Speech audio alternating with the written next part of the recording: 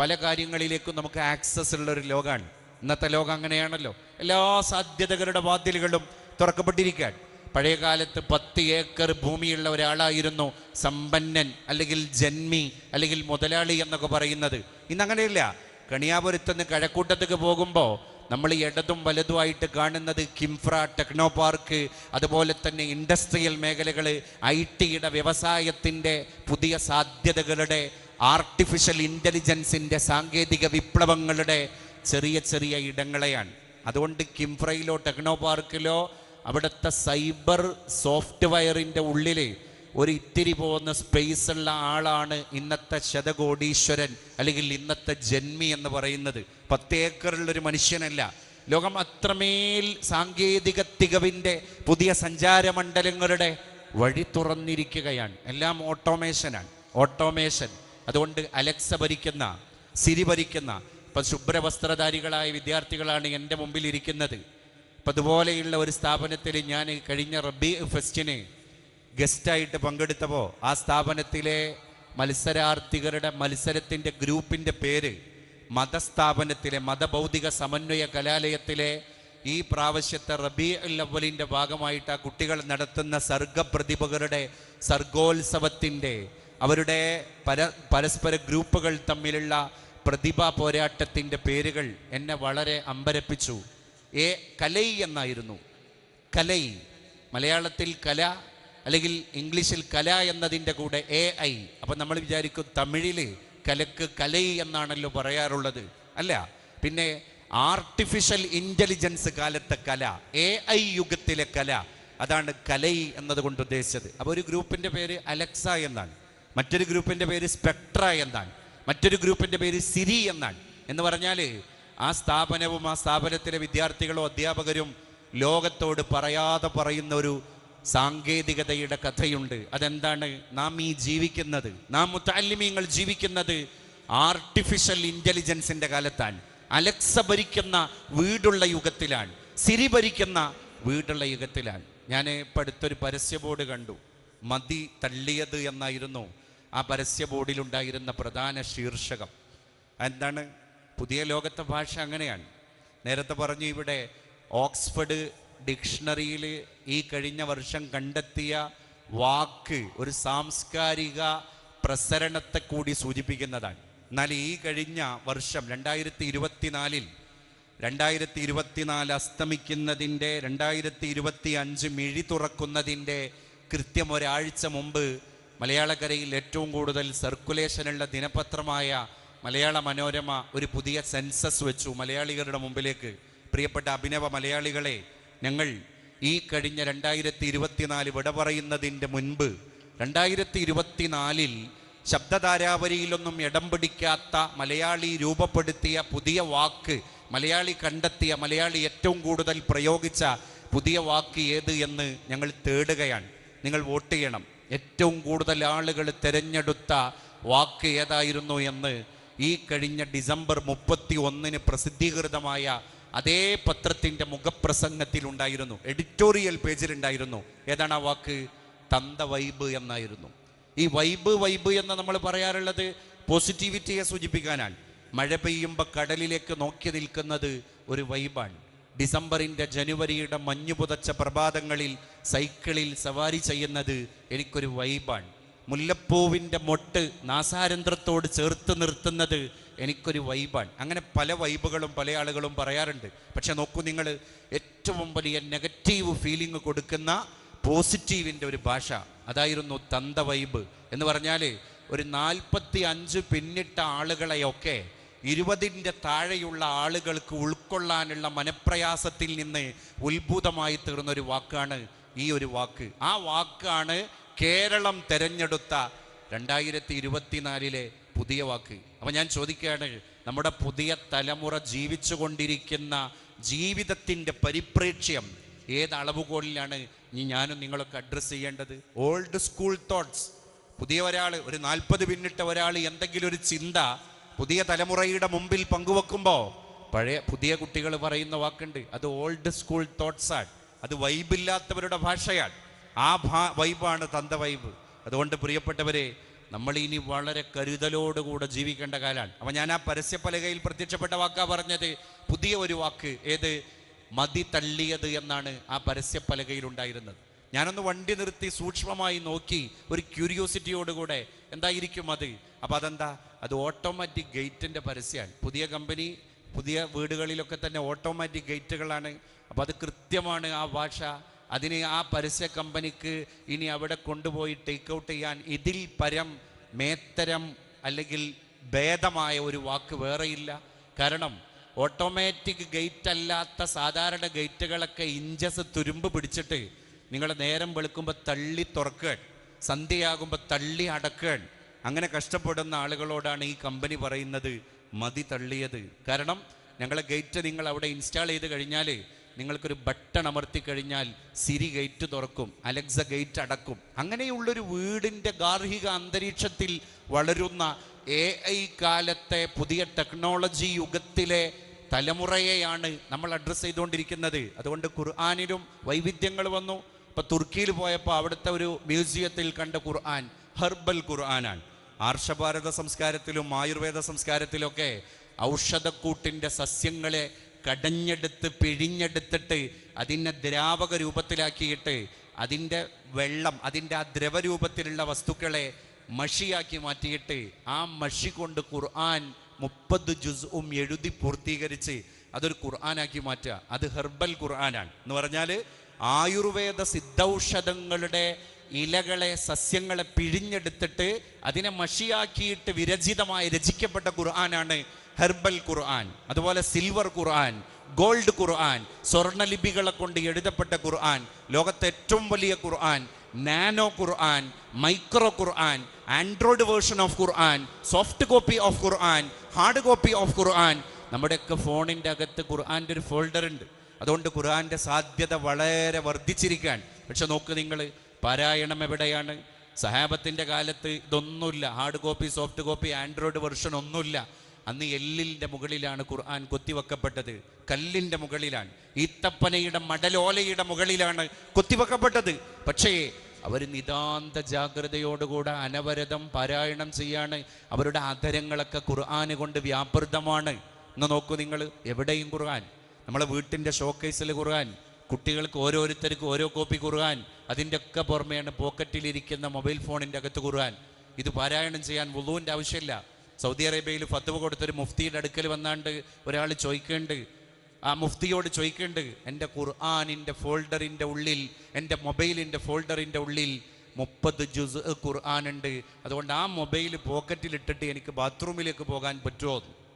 അപ്പോൾ ആ പണ്ഡിതനോട് മറുപടി പറഞ്ഞത്, അതുകൊണ്ട് കുഴപ്പമില്ല, നിങ്ങൾ ആ ഫോൾഡർ ഡിസ്പ്ലേയിൽ ഓപ്പൺ ചെയ്തിട്ട് പോകാൻ പാടില്ല എന്നാ പറഞ്ഞത്.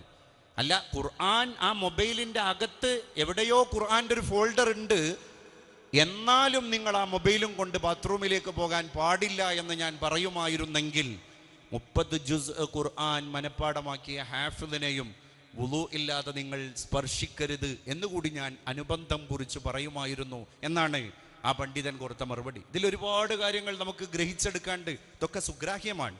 അതുകൊണ്ട് ഖുർആൻ നമ്മളെ ഇന്നത്തെ ലോകത്ത് അത്ഭുതപ്പെടുത്താൻ. പക്ഷെ ഒരു കാര്യം, ഞാൻ ഹസനുൽ ബസരിയുടെ മുമ്പിൽ തഹജ്ജുദ് നിസ്കരിക്കാൻ കഴിയാതെ വന്ന ഒരാൾ വന്നിട്ട് സങ്കടം പറഞ്ഞ എന്താണ്, എൻ്റെ അയൽവാസികളൊക്കെ തഹജ്ജുദിന് എണീക്കുമ്പോൾ ആ ശബ്ദം ബഹളമൊക്കെ കേട്ടിട്ട് പുതപ്പിൻ്റെ ഉള്ളിൽ നിന്ന് ഞാൻ കണ്ണ് തുറക്കാറുണ്ട്, എൻ്റെ കൽബ് അത് അറിയാറുണ്ട്, പക്ഷെ 2 റക്അത്ത് എനിക്ക് നിസ്കരിക്കാൻ കഴിയാറില്ല. അതേ അവസ്ഥയാണ് ഇന്ന് നമ്മുടേത്. എന്ത്? Android version of Quran, soft copy of Quran, hard copy of Quran. പക്ഷേ ഒരു ദിവസം 10 ആയത്തുകൾ പോലും ഓതി പാരായണം ചെയ്തിട്ട് ദിവസം തുടങ്ങാൻ നമുക്ക് കഴിയുന്നില്ല. എന്തുണ്ട കാരണം? കൽബ് തെറ്റ്. കൽബിൻ്റെ ഉള്ളിൽ പുഴുക്കുത്തുകൾ വീണ് കഴിഞ്ഞാൽ ഒരു അടിമയുടെ മുമ്പിൽ ആദ്യം ഉണ്ടാകല് എല്ലാ സംവിധാനങ്ങളും അവൻ്റെ മുമ്പിൽ ഉണ്ടായിരിക്കും. പക്ഷേ ഹിർമാനു നിഅമ, ഇത്തരം നിഅമത്തുകളിലേക്ക് ആക്സസ് ഉണ്ടാകൂല. അതവന് ഹറാമായിരിക്കും, അതവന് തടയപ്പെടും. എന്തോ ഒരു പ്രശ്നത്തിൻ്റെ പേരിൽ അവൻ അങ്ങോട്ട് എത്തില്ല. അതിലാണോ പുതിയ ലോകം എന്ന് നമ്മളൊക്കെ നമ്മളെ നഫ്സിനോട് ഹാസിബു അൻഫുസക്കും ഖബ്ല അൻ തുഹാസബു എന്ന അർത്ഥത്തിൽ ചോദിക്കേണ്ട സന്ദർഭം കൂടിയാണ് എൻ്റെ പ്രിയപ്പെട്ടവരെ ഈ പുതിയ കാലം. അതുകൊണ്ട് ചിട്ടകളെ ഉണ്ടാക്കിയെടുക്കുക. അൽ ഖൈറു ആദ വശറു ലജാജ, ഖൈർ ഒരു ആദത്താണ്, ഖൈർ ഒരു ആദത്താണ്. അതുകൊണ്ട് ഖുർആൻ എപ്പോഴും ഖുർആനുമായിട്ട് ബന്ധപ്പെട്ട് ജീവിക്കുക. ഖുർആൻ അനീസാണല്ലോ നാളെ ഖബറിൽ. എന്താ ഈ അനീസ് എന്ന് പറഞ്ഞ വാക്കിൻ്റെ അർത്ഥം? സുഹൃത്തിന് പല ഭാഷയുണ്ട് അറബിയിൽ. ഖലീൽ സുഹൃത്താണ്, സ്വദീഖ് സുഹൃത്താണ്, ഹബീബ് സുഹൃത്താണ്, റഫീഖ് സുഹൃത്താണ്. പക്ഷേ ഹു ഈസ് അനീസ്, അനീസും സുഹൃത്താണ്. പക്ഷേ അനീസ് എന്ന സുഹൃത്തിൻ്റെ അർത്ഥം എന്താണ്?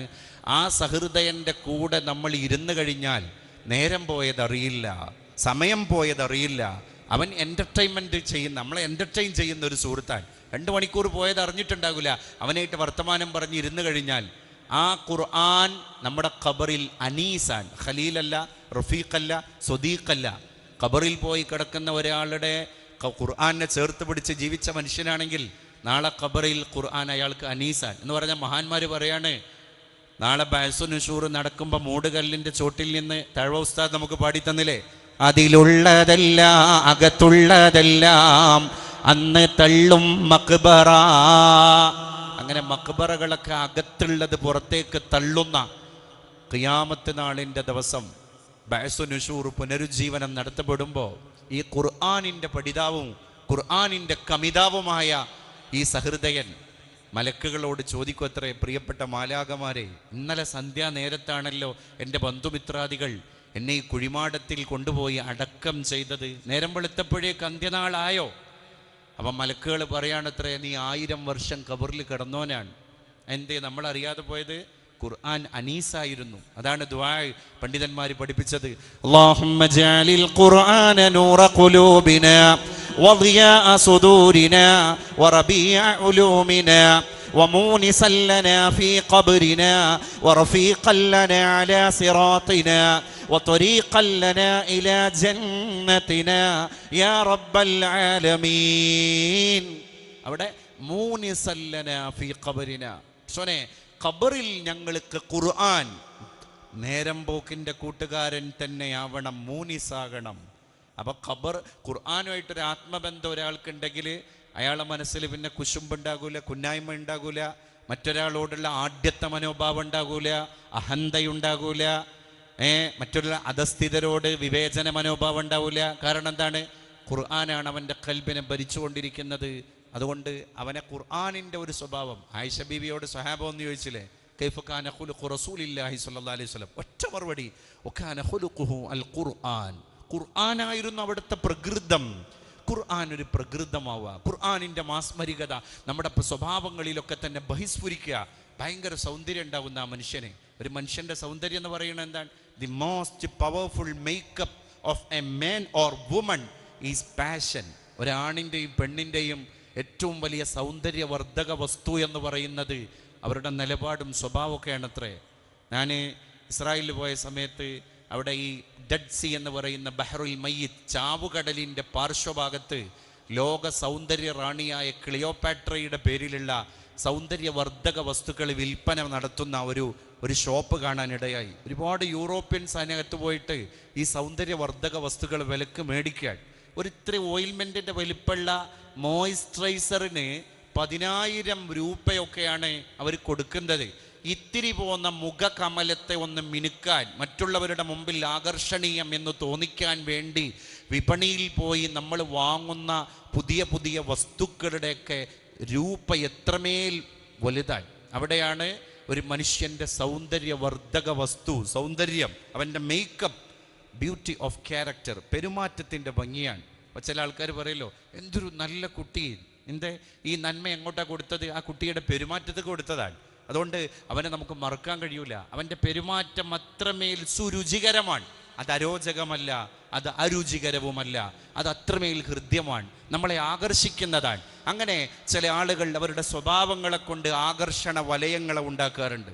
മഹാനായ യൂസുഫ് ഉസ്താദിൻ്റെ പേരിലാണ് നമ്മളൊക്കെ ഇവിടെ നിലകൊള്ളുന്നത്. നോക്ക് നിങ്ങൾ, വയലിന് പോകും, നല്ല വാഴൽ അല്ലേ, രാത്രി 10 മണിക്ക് ശേഷമൊക്കെ തുടങ്ങുന്ന അന്നത്തെ പാതിരാ പ്രഭാഷണങ്ങളൊക്കെ കഴിഞ്ഞിട്ട് തിരിച്ച് ദർസിലേക്ക് വന്നിട്ട് സുബഹിൻ്റെ മുമ്പ് എണീറ്റ് സുബഹി കഴിഞ്ഞ് മക്കൾക്കുള്ള സബക്ക് തുടങ്ങാൻ, അസർ വരെ അത് ഞാൻ അങ്ങനെ ചിന്തിക്കാൻ. 63-ാമത്തെ വയസ്സിൽ വളരെ നല്ല ഒരു പ്രായത്തിൻ്റെ മൂർധന്യതയിൽ മഹാനായ ഉസ്താദ് അവർകൾ നക്ഷത്രങ്ങളെ പ്രണയിച്ച് മഴയെ സ്നേഹിച്ച് സ്വർഗത്തെ കിനാവ് കണ്ട് ആരോടും ഒന്നും പറയാതെ മൗനിയായി ജീവിതം പോലെ സുഗന്ധദായകമായ ഒരു അന്ത്യം കുറിച്ചിട്ട് നടന്നുപോയത് സ്വർഗത്തിലേക്കായിരിക്കും. കാരണം അന്നത്തെ ദർസി സമ്പ്രദായത്തിൻ്റെ ഒരു ഘടനയിൽ പോലും ഒരു നല്ല ഒരു സിസ്റ്റം കൊണ്ടുവന്നു എന്നുള്ളതാണ്. ഉസ്താദ് ഒരു പാണ്ഡിത്യ ശോഭയോടുകൂടെ അപ്ഡേറ്റഡ് ആയിരുന്നു എല്ലാ കാര്യങ്ങളിലും. തൻ്റെ ശിഷ്യന്മാരോട് അത്രമേൽ അദമ്യമായ സ്നേഹം. അതുകൊണ്ടാകണം സാബിഖീങ്ങൾ ഇവിടെ രൂപപ്പെട്ടത് എന്ന് ഞാനിപ്പോൾ ആലോചിച്ച് നോക്കുകയാണ്. കാരണം എന്താണ്, ഒരു ഉസ്താദ് തൻ്റെ ശിഷ്യഗണങ്ങളുടെ വ്യക്തിത്വത്തെയും സ്വഭാവത്തെയും, അപ്പോൾ ഉസ്താദ് അഡ്രസ്സ് ചെയ്തത് അവരുടെ കൽബിനെയാണ്. മറ്റൊന്നും ഉസ്താദ് നോക്കിയില്ല. തന്നിലേക്ക് വരുന്ന ശിഷ്യർക്കിടയിൽ ഒരു ആകർഷണ വലയത്തിൻ്റെ ഇന്ദ്രജാലം, ഐന്ദ്രജാലികത ഉസ്താദ് രൂപപ്പെടുത്തിയത് ആ കുലീനമായ സ്വഭാവത്തിലൂടെയാണ്. നമുക്കതിൽ ഒരുപാട് കാര്യങ്ങൾ ഗ്രഹിക്കാണ്ട്. ഇന്നത് പറയുമ്പോൾ ഷെയ്ഖുന ഉസ്താദ് അവർകൾ 6 അടി മണ്ണിൽ നിന്ന് സ്വർഗം കണ്ട് കിടക്കാൻ അള്ളാഹു അതിൻ്റെ പുണ്യം അവിടത്തേക്ക് എത്തിച്ചു കൊടുക്കട്ടെ എന്ന് പ്രത്യേകമായി ദുആ ചെയ്യാണ്. പ്രിയപ്പെട്ടവരെ, നിങ്ങൾ നോക്കൂ, ഈ ഒരു ആത്മബന്ധം ഉണ്ടല്ലോ, അതുകൊണ്ട് ഉസ്താദ് പകർന്നു നൽകിയത് നാവിലൂടെ ആയിരുന്നില്ല, ശിഷ്യന്മാർ ഏറ്റെടുത്തിരുന്നത് ശ്രവണപുടങ്ങളിലൂടെ ആയിരുന്നില്ല. ആ ദർസുകളൊക്കെ നടന്നത് മിനൽ ഖൽബി ഇലൽ ഖൽബി. ഉസ്താദ് കൊടുത്തത് ഹൃദയത്തിൽ നിന്ന്, ശിഷ്യന്മാരത് സ്വീകരിച്ചത് ഹൃദയങ്ങളിലൂടെ. അപ്പൊ ഹൃദയത്തിൽ നിന്ന് ഹൃദയത്തിലേക്ക് പ്രസരണം ചെയ്ത ഒരു പ്രബോധനത്തിൻ്റെ ദഅവത്തിൻ്റെ മാറ്റൊലിക്ക് എന്നും 10 മാറ്റുണ്ടാകുമെന്നാണ്. അത് തന്നെയാണ് ഇപ്പോൾ ഇവിടെ പ്രകാശിക്കുന്നത്. ഇൻഷാ അല്ലാഹ് ഇത് സാബിഖൂനയുടെ ആദ്യത്തെ ഇദംപ്രഥമമായിട്ടുള്ള പരിപാടിയാണ്. അടുത്ത വർഷങ്ങളിൽ ഞാൻ ചിന്തിച്ചു നോക്കാൻ, നല്ല ശ്രദ്ധേയമായ ക്യാഷ് അവാർഡുകൾ കൊടുത്തിട്ട്, പ്രോത്സാഹന സമ്മാനങ്ങൾ കൊടുത്തിട്ട്, ഇതാണ് ഞാൻ പറഞ്ഞത്, ഒരു ഇരുത്തം വന്ന ചിന്തയുടെ പ്രസ്ഫുരണമാണ് ഈ പരിപാടിയിൽ യാഥാർത്ഥ്യമായി തീർന്നിരിക്കുന്നത്. ഇത് ഒരു കെടാത്ത കൈത്തിരിയായി എന്നും ജ്വലിക്കുന്ന ഒരു വിളക്കുമാടമായിട്ട് നമ്മുടെ അടുത്ത തലമുറയുടെ, ഞാൻ പറഞ്ഞ AI കാലത്തെ മാത്രം ലാക്കാക്കി ജീവിക്കുന്ന ഒരു തലമുറ ഈ ഖുർആനിൻ്റെ വെളിച്ചം ഇങ്ങനെ കാണട്ടെ. ഇങ്ങനെയൊക്കെ ഇടവഴികളിലൂടെ സഞ്ചരിച്ച സാത്വികരുണ്ടായിരുന്നു എന്ന് സാബിഖൂനയുടെ ഈ ശ്രവണസുന്ദരമായിരിക്കുന്ന ഖുർആനിൻ്റെ അലയൊലികളിലൂടെ ഇനി വരാനിരിക്കുന്ന നവതലമുറ എങ്ങനെയെങ്കിലും ഗ്രഹിച്ചെടുക്കട്ടെ. നമുക്ക് നൽകാനുള്ള ദൗത്യം അപരിമേയമാണ്. അനസ്യൂതമായിട്ടത് തുടരണം എൻ്റെ പ്രിയപ്പെട്ടവരെ. നമ്മുടെ and I have miles to go before I sleep എന്ന് റോബർട്ട് ഫ്രോസ്റ്റ് പണ്ട് പറഞ്ഞ പോലെ, എനിക്ക് യഥാർത്ഥ ഉറങ്ങുന്നതിൻ്റെ മുമ്പ് മൈലുകളോളം ഓടാനുണ്ട്. ഏതാണ് യഥാർത്ഥ ഉറക്ക്? കല്ലാ ഇദാ ബലഗത്തി തറാഖി വഖീല മൻ അറാഖ് വളന്ന അന്നഹുൽ ഫിറാഖ് വൽതഫത്തി സാഖു ബിസ്സാഖ് ഇലാ റബ്ബിക. ഊട്ടിയിലേക്കല്ല, മൂന്നാറിലേക്കല്ല, കുളുവിലേക്കല്ല, മണാലിയിലേക്കല്ല, കശ്മീരിലേക്കല്ല. അന്ന് നമ്മളുടെ ഡെസ്റ്റിനേഷൻ നമ്മൾ പ്ലാൻ ചെയ്യുന്നത് എങ്ങോട്ടാണ്? ഇലാ റബ്ബിക യൗമഇദിനിൽ മസാഖ്. നമ്മുടെ മടക്കം എങ്ങോട്ടാണ്? അള്ളാഹുവിൻ്റെ അടുക്കലേക്കാണ്. പോകും മുമ്പ് എന്തെങ്കിലുമൊക്കെ ധന്യതയാർന്നത് ചെയ്യുക. അതുതന്നെയാണ് and I have miles to go before I sleep. ഞാൻ ഉറങ്ങും മുമ്പ് എനിക്ക് എന്തൊക്കെയോ ചെയ്യണം. വിശ്രമിക്കരുത് എന്നാണ്. വിശ്രമമില്ലാത്ത ജീവിതത്തിനാണ് മലയാള ഭാഷയിൽ അവിശ്രമം എന്ന് നമ്മൾ പറയാം. ആയിഷ ബീവിയുടെ മുമ്പിൽ വന്ന് സ്വഹാബ ചോദിക്കുന്നുണ്ട്, അവിടെ നിന്ന് പുറത്ത് റെസ്റ്റ് ഇല്ലാത്ത ഓട്ടാണ്. ആയിഷ ബീവി, ഇവിടെ വന്നിട്ട് റസൂലുള്ള റെസ്റ്റ് എടുക്കാറില്ലയോ? ബീവി പറഞ്ഞ മറുപടി എന്താണ്? മാ യുറാ ഫാരിഗൻ ഖത്തു ഫീ ബൈതിഹി. ഈ വീട്ടിൽ അവിടെ നിന്ന് വെറുതെ ഇരിക്കുന്നത് ഞങ്ങൾ ആരും കണ്ടിട്ടില്ല. പിന്നെ എന്തായിരുന്നു മഹദി എവിടത്തേക്ക് പണി? അപ്പൊ ആയിഷ ബീവി മൊഴിയാൻ, വകാന യഹ്ലുബു ശാതഹു വയഖുമ്മു ബൈതഹു. ആടിൻ്റെ അകിട് കറക്കും, എന്നിട്ട് പാല് ശേഖരിക്കും, തൂക്കുപാത്രം കയ്യിലെടുത്തിട്ട് നേരം വെളുത്തു കഴിഞ്ഞാൽ ആര്? ലോകം പടക്കാൻ കാരണക്കാരനായ പ്രവാചക ശിരോമണി സല്ലല്ലാഹു അലൈഹി വസല്ലം യഹ്ലുബു ശാത്ത. നമ്മൾ അറബി ഭാഷയിൽ ഹലീബ് എന്ന് പറഞ്ഞാൽ എന്താ? കറന്നെടുത്ത പാല്. ലബൻ എന്ന് പറയുന്നതല്ലല്ലോ പാല്, ഹലീബാണ് പാല്. യഹ്ലുബു യഖുമ്മു. കുമാമ അറബികൾ പറയാറുണ്ട്. കുപ്പത്തൊട്ടിക്ക് വേസ്റ്റുകളൊക്കെ തന്നെ അടിച്ചു കൂട്ടിയിട്ട് നമ്മൾ കൊണ്ടുപോയി തട്ടുന്ന സ്ഥലമാണ് മാലിന്യ കൂമ്പാരങ്ങൾ, കുപ്പത്തൊട്ടി. അതാണ് കുമാമ. യഖുമ്മു ബൈതഹു. അവിടുത്തെ ചൂല് കയ്യിലെടുത്തിട്ട് വീടിൻ്റെ അകത്തളങ്ങളെയൊക്കെ അടിച്ചു വൃത്തിയാക്കുന്ന പ്രവാചകനെ ഞങ്ങൾ കാണാറുണ്ടായിരുന്നു. നോക്കൂ നിങ്ങൾ, എത്ര മനോഹാരിത നിറഞ്ഞതാണ് ജീവിതം. അതുകൊണ്ട് വ്യക്തിപ്രഭാവം എന്നുള്ളത് എളിമയിലാണ്. എളിമയിൽ അഭിരമിക്കാൻ കഴിയുക. അഭിരാമം എന്ന് പറയുന്നത് എന്താണ്? അത് സമ്പത്തിൽ മാത്രമുള്ളൊരു കാര്യമല്ല. എളിമയിൽ അഭിരമിക്കാൻ കഴിയുക. വകാന യഅ്മുറു അമാമഹു ബിൽ മശി അമാമഹു സ്വഹാബഹു ബിൽ മശി അമാമഹു.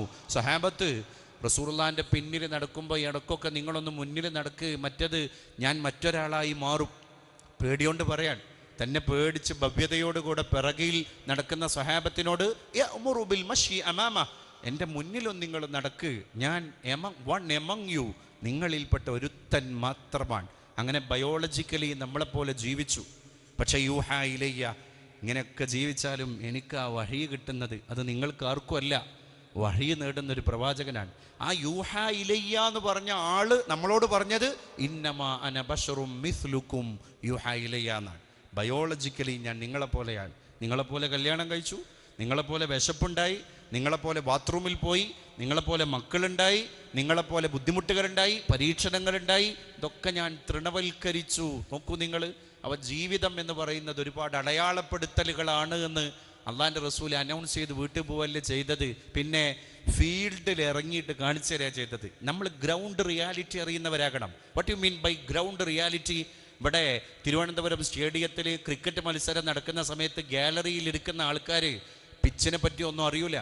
നമ്മളിങ്ങനെ പറയും നല്ല പുൽത്തകിട്, നല്ല പച്ചപ്പുൽ മൈതാനം, എന്താ കളി തുടർന്നാൽ. പക്ഷേ ഒരു ബാറ്റ്സ്മാൻ വന്നിട്ട് അദ്ദേഹത്തിൻ്റെ ബാറ്റ് എടുത്തിട്ട് പിച്ച് ഇങ്ങനെ കുത്തി നോക്കുക. എന്നിട്ട് അദ്ദേഹം പറഞ്ഞു കൊള്ളില്ല. എന്താ? അവിടെ സ്പിന്ന് ബോൾ ചെയ്താൽ തെറിച്ചു പോകും, ഫാസ്റ്റ് ബോൾ ചെയ്താൽ തെറിച്ചു പോകും, അതുകൊണ്ട് കളിക്കാൻ യോഗ്യമല്ല, എല്ലാവരും പിരിഞ്ഞു പോകണമെന്ന് പറയാൻ. അപ്പോഴും ഗാലറിയിൽ ഇരിക്കുന്നവർ ആശങ്കയോടുകൂടെ ചോദിക്കുകയാണ്, നല്ല പച്ച പുൽമേടല്ലേ, വിശാലമായ മൈതാനല്ലേ, ഇവിടെ വേറെ തടസ്സങ്ങളൊന്നും ഇല്ലല്ലോ. പക്ഷേ ഈ ഗാലറിയിൽ ഇരുന്ന് കളി കാണുന്നവർ ഗ്രൗണ്ട് റിയാലിറ്റി അറിയുന്നവരല്ല. നമ്മൾ സമൂഹത്തിൻ്റെ ഗ്രൗണ്ട് റിയാലിറ്റി അറിയേണ്ട ആൾക്കാരാണ്. ഏതുപോലെ ഞാൻ നേരത്തെ പറഞ്ഞൊരു തലമുറ നമ്മളെ ഇടയിൽ വളരാൻ, അപ്പോഴും നമ്മൾ ഗാലറിയിൽ ഇരുന്നിട്ട് അഭിപ്രായം പറയാണ് മക്കള്, കുട്ടികൾ, കൗമാരം, യൗവനം അല്ല, അവർക്കിടയിൽ ഇറങ്ങണം. അവർക്കിടയിൽ ഇറങ്ങുമ്പോഴാണ് അവരെന്താണ് എന്ന് നമുക്ക് തിരിച്ചറിയാൻ കഴിയുള്ളൂ. മുള്ളെടുക്കാൻ മുള്ള് തന്നെ വേണമല്ലോ.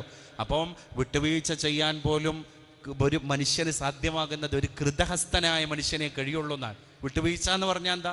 മാപ്പ് എന്ന് പറഞ്ഞാൽ എന്താ? റസൂലുള്ള അങ്ങനെ കൊടുക്കാൻ അല്ലേ, നിർലോഭമായിട്ട് കൊടുക്കാൻ.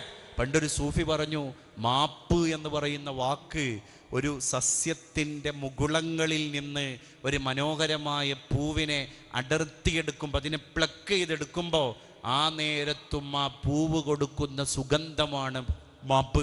നമ്മൾ പറയാറുണ്ട്, ഇറുപ്പവനും മലർ ഗന്ധമേകും, വിട്ടുന്നവനും തരുചൂടകറ്റും, ഹനിപ്പവനും കിളിപ്പാട്ടുപാടും, പരോപകാരപ്രവണം പ്രപഞ്ചം. ഇറുപ്പവനും മലർ ഗന്ധമേകും. ഒരു പൂവിനെ ഇറുക്കാൻ പോകുന്നവന് ആ നേരത്ത് പൂവ് അതിൻ്റെ ലുബ്ധില്ലാത്ത സുഗന്ധം കൊടുക്കാൻ.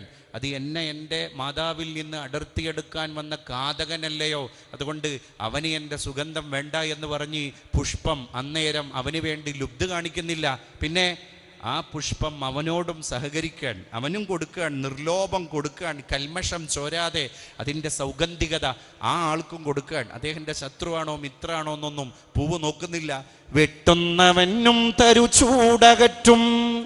6 വരിപ്പാത നിർമ്മിക്കണം, അതുകൊണ്ട് ഒരുപാട് മരങ്ങളെ മുറിച്ചു മാറ്റണം എന്ന് വികസനത്തിൻ്റെ സ്വപ്നം കാണുന്ന മനുഷ്യൻ വന്ന് പറഞ്ഞിട്ട് തിരുവനന്തപുരത്ത് കണിയാപുരത്ത് നമ്മുടെ മുമ്പിലുള്ള വിശാലമായ മുത്തശ്ശി തേന്മാവിൻ്റെ കഴുത്തിൽ മഴുവക്കാൻ വരുമ്പോൾ നട്ടുച്ച നേരമാണ്. ആ മഴു ഇങ്ങനെ വെച്ചിട്ട് അതിൻ്റെ കണ്ഠം മറുത്തുകൊണ്ടിരിക്കുന്ന കാട്ടാളനായ മനുഷ്യനെ സൂര്യതാപത്തിൽ നിന്ന് സംരക്ഷിക്കുന്നത് അതേ മരമാണ്. അവൻ ഏതൊരു മരത്തെ കൊല്ലാനാ പോകുന്നത്? ആ കൊല്ലാൻ പോകുന്ന കൊലയാളിക്ക് തണൽ കൊടുത്തത് കൊല്ലപ്പെടാൻ പോകുന്ന മരമാണ്, വൃക്ഷമാണ്. അതാണ് വെട്ടുന്നവനും തരുചൂടകറ്റും, ഹനിപ്പവനും കിളിപ്പാട്ടുപാടും. അല്ലേ? തള്ളപ്പക്ഷിയുടെ മുട്ട വിരിഞ്ഞ് ആ മുട്ടക്ക് 10-20 ദിവസം അടയിരുന്നിട്ട് ആ പക്ഷി തൻ്റെ കുഞ്ഞുമക്കളെ പുറത്തെടുത്ത് ആ കുഞ്ഞുമക്കൾക്ക് അന്നം തേടി തള്ളമാതാവ് പറന്നുപോയ നേരത്ത് ഈ വികസനത്തിൻ്റെ സ്വപ്നം കാണുന്ന മനുഷ്യൻ അടർത്തി മാറ്റിയ മരത്തിൻ്റെ ശിഖരത്തിൽ നിന്ന് താഴേക്ക് പതിച്ചത് ഒരു പക്ഷിയുടെ കുഞ്ഞിൻ്റെ ഒരു കൂടായിരുന്നു. നീടോത്ഭവം, നീടത്തിൽ നിന്ന് ഉത്ഭവിച്ചതാണ് പക്ഷി. അതുകൊണ്ടാണ് പക്ഷിക്ക് മലയാളത്തിൽ നീടോത്ഭവം എന്നൊരു പേരുണ്ടായത്. ആ നീടം അവിടെ കിടക്കാൻ, പക്ഷിക്കുഞ്ഞ് ചത്തുപോയി. അപ്പോൾ തള്ള മാതാവ് വന്നിട്ട് തൻ്റെ ചത്തുപോയ കുഞ്ഞിൻ്റെ മൃതദേഹം കണ്ടിട്ട് ആ കൊന്ന കൊലയാളിക്ക് പ്രകൃതിയുടെ സംഗീതം നൽകാൻ, സാന്ത്വനം നൽകാൻ, അതാണ് ഹനിപ്പവന്നും കിളി പാട്ടുപാടും പരോപകാര പ്രവണം പ്രപഞ്ചം. ഈ പ്രപഞ്ചം മുഴുവൻ പരോപകാരത്തിൻ്റെതാണ്. അപ്പോൾ നമ്മൾ പരോപകാരം ചെയ്ത് ജീവിക്കുക, പരോപകാരം ചെയ്ത് മരിക്കുക. ഇതാണ് ലോകത്തെ ഏറ്റവും സമ്പന്നമായ ദൗത്യം. ഇതൊരു സാംസ്കാരികതയുടെ വേദി കൂടിയാണ് സാബിഖൂനയുടെ ഈ ഖുർആനിൻ്റെ മനോഹരമായ സദസ്സ്. എല്ലാം നല്ലതിനാകട്ടെ. ക്ഷമാപൂർവം ഈ പരിശുദ്ധമായ പരിപാടിയുടെ ഈ അവസാന ഘട്ടത്തിൽ, മുഹൂർത്തത്തിൽ, സുന്ദരമായിരിക്കുന്ന ഈ വേദിയിൽ ശാന്തമായി എന്നെ ശ്രവിച്ചതിന്, എന്നെ ഈ ഒരു പരിപാടിയിലേക്ക് ക്ഷണിച്ച പ്രിയപ്പെട്ട സംഘാടകർ, ഇങ്ങനെ ഒരു ഉദ്യമത്തിന് മുതിർന്നതിന് നിങ്ങളോടെല്ലാവരോടുമുള്ള അകൈതവമായ, അതുപോലെ തന്നെ അകളങ്കമായ, അമലമായ സ്നേഹവായ്പോടുകൂടെയുള്ള പ്രാർത്ഥനാ പുരസ്സരമുള്ള പ്രാർത്ഥനകളും ആശംസകളും അഭിവാദ്യങ്ങളും കടപ്പാടുകളും അർപ്പിച്ചുകൊണ്ട് ഊസീക്കും ബിദ്വാ, നിങ്ങളെല്ലാവരും നിങ്ങളുടെ വിലപ്പെട്ട പ്രാർത്ഥനകളിൽ ഒരിടം നൽകണമെന്ന എളിയ അപേക്ഷയോടുകൂടെ, പ്രത്യേകിച്ച് പ്രിയപ്പെട്ട മത്സരാർത്ഥികൾക്ക് എൻ്റെ ഉള്ളു തുറന്ന ഒരുപാട് വിജയ ആശംസകളും അഭിവാദ്യങ്ങളും അർപ്പിച്ചുകൊണ്ട്, ഒരുപാട് നല്ല നല്ല ഖിറാഅത്തുകൾ ഇവിടെ നൂറുകണക്കിന് മത്സരാർത്ഥികളിൽ നിന്ന് എലിമിനേഷൻ റൗണ്ടിലൂടെയാണ് അവസാനത്തെ 10 ദശപുഷ്പങ്ങൾ ഇവിടെ തിരഞ്ഞെടുക്കപ്പെട്ടത്. ഇനി അതിൽ നിന്ന് വിജയികളെ ഇവിടെ വളരെ വൈകാതെ അനൗൺസ് വിളംബരം ചെയ്യാൻ പോവുകയാണ്. എല്ലാവർക്കും ആശംസകളും പുരോഗമനാത്മകമായ ജീവിതം കൈവരിക്കട്ടെ എന്ന പ്രാർത്ഥനയും നേർന്നുകൊണ്ട് ഞാൻ ഉപസംഹരിക്കുന്നു. ഉസീക്കും ബിദ്ദുആ വ ആഖിറു ദഅ്വാനാ അൽഹംദുലില്ലാഹി റബ്ബിൽ ആലമീൻ. വസ്സലാമു അലൈക്കും വറഹ്മത്തുള്ളാഹി വബറകാതുഹു.